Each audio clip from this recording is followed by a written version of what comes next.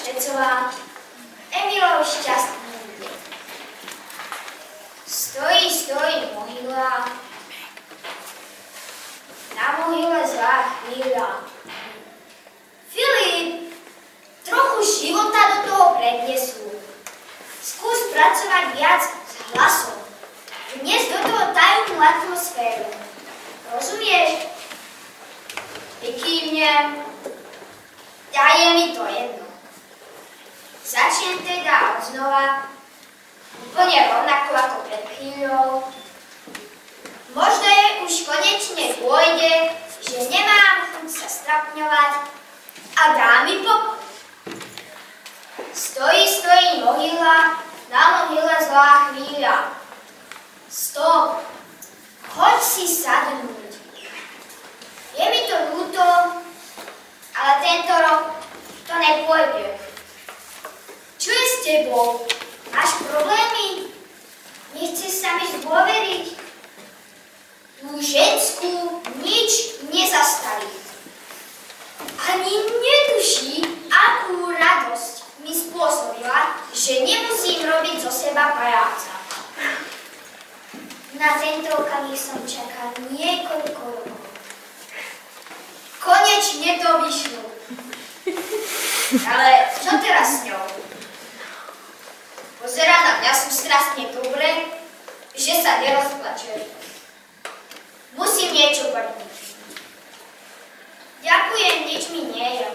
V poriadku, Filip. Na budúci rok ti to opäť vyjde. Neboj. Spolu to dokážeme. Ak by si mal náhodou niečo na srdci, vieš, kde ma nájdeš. Teraz choď domov. Oddychni si. Vyzeráš veľmi únavne. Dovidenia a už ma nie. Konečne sloboda. Dlho očakávaná sloboda. Mám jedno popoludnie iba pre seba. Ešte musím niečo porobiť s baletom a klavírom a všetko bude ako má byť. Pred domom stretnem Emila, ide si zakopať s Ľubom a Norom na susedné ihrisko. Emil, počkaj ma, ide s tebou, zakričím. Filip, ty nemáš dnes dramatický? Už som skončil. Podarilo sa mi zbaviť sa tej starej otravy. Dúfam, že napúvam. Odpovedám s hrdosťou hlasom. A čo na to vaši? Nedá pokoj Emil s hlúpymi otázkami. Budú sa s tým musieť zmieriť. Pohnime, určite už začali bez nás. Snažím sa Emila urýchliť. Niekedy je ako pripečený. Jeho hlúpe otázky nemajú konca kraja. Ja sa neviem dočkať, kedy si zakopem. A on iba zdržiava premávku. A keď si s tým prestal, nemohol by som teda chodiť ja? Tak to je asi najhlúpejšia otázka, akú kedy vypustil z úst. Ti preskakuje, alebo čo? Emil, ty nie si kompletný. Konečne sa mi podarilo od učky vypadnúť, aby som s tebou mohol hrávať po obede futbal. A ty sa ma spýtaš takú hlúposť? Poďme už. Zavolím, ale Emil ostane stáť. Po trápnej minúte ticha sa konečne pohne a ticho kráča s novou futbalkou. Po chvíľu opäť zastane a položí mi ďalšiu príľubnú otázku. A čo balet? Emil, pohni kostol a chodíš. Nebudú na nás čakať. Ale Emil vôbec nevyzerá, že by chcel sa sebou pohniť. Čo má byť s baletom? Ani tam už viac nebudeš chodiť. Nedá sa urobiť. Keď chceme stihnúť futbal, budeme musieť odpovedať tie jeho otázky, aby dal pokoj.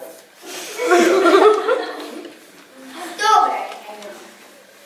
Dávam ti chvíľku na otázky. Ale potom bežíme, jasné? Emil prikývne a konečne sa mu na tvári objaví úsmev. Niekedy je horší ako vlka, ale ako kamarát je fajn. Budeš chodiť na balet? Vráti sa Emil k pôvodnej otázke. Pevne verím, že to dlho nepotrvá a vypečiem s nimi, ako dnes s Kučkou. A ako to chceš urobiť? Neviem ešte. Doteraz som sa zaoberal likvidáciou Dramatického. Možno sa začnem prežierať. Na čo by bol tučný baleťák? Nezdržím sa smiechu. A nemohol by som tam chodiť namiesto teba? Tebe už načisto praská. Najprv Dramatický, teraz balet. Nechcel by si náhodou ísť za mňa aj na klavír? Pýtam sa Emila, ktorý bol zjavne dnes o niečo dlhšie na slnku. A mohol by som, Filip?